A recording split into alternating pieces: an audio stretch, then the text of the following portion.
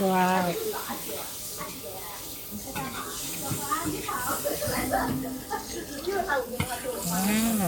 Muối chảy nha bà đúng không? นี่ที่เขาจะเผ็ด ค่ะเอาเผ็ดได้เผ็ดกลางค่ะงานပြီးတော့သူကအဆက်ဆိုလို့ရှိရင်လည်းအဆက်ရှော့မလားအရင်ဆက်မလားဘယ်လောက်ဆက်မလဲပြောလို့ရပါတယ်ဒါတော့မလားပဲဖြစ်ပါတယ်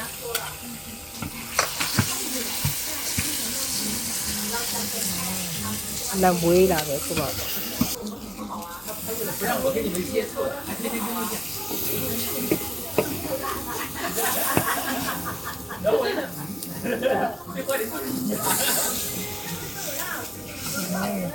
ပြီးရင်အဲ့စုပ်ထဲမှာမှ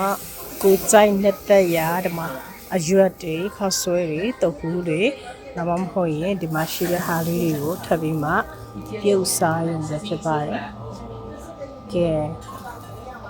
အခုကတော့ပွက်လာဖို့စောင့်ရုံပါပဲကွယ်